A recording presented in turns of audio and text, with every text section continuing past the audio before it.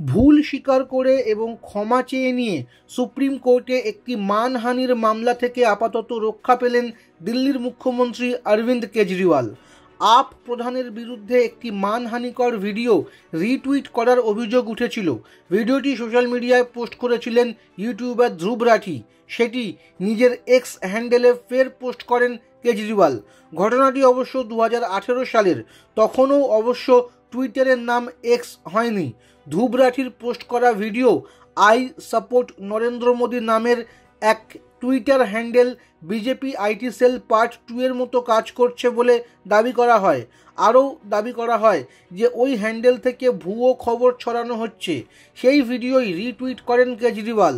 আদালতে কেজরিওয়ালের বিরুদ্ধে মানহানির মামলা দায়ের করেন বিকাশ সাংকৃত্যায়ন নামে এক ব্যক্তি।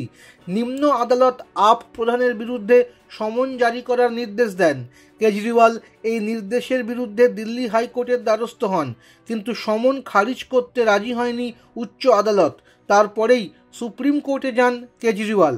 সোমবার কেজরিওয়ালের হয়ে সুপ্রিম কোর্টে সওয়াল করেন আইনজীবী অভিষেক মনু সিংভি। দিল্লির মুখ্যমন্ত্রী হয়ে তিনি আদালতে বলেন, আমার স্বীকার করতে কোনো অসুবিধা নেই যে রিটুইটটি করে ভুল করেছিলাম। তারপরই অভিযোগকারীর কাছে শীর্ষ আদালত জানতে চায় তিনি এই মামলাটি বন্ধ করতে চান কিনা। অভিযোগকারী সম্মতি দেন। তারপর সুপ্রিম কোর্টের বিচারপতি সঞ্জীব খান্না এবং বিচারপতি দীপঙ্কর দত্তের বেঞ্চ জানায় নিম্ন আদালত 11ই মার্চ অবধি কেজরিওয়ালের বিরুদ্ধে কোনো কড়া পদক্ষেপ করতে পারবে না। ওই দিনই ওই মামলাটির পরবর্তী শুনানি। হাইকোর্টের শুনানিতে কেজরিওয়াল জানিয়েছিলেন তিনি কাউকে আঘাত করার জন্য ওই পোস্ট করেননি। উচ্চ আদালতের পর্যবেক্ষণ ছিল বিধিবদ্ধ সতর্কীকরণ ছাড়া মানহানিকর কিছু সমাজ মাধ্যমে পোস্ট করা আইনির চোখে অপরাধ বলে বিবেচিত হবে।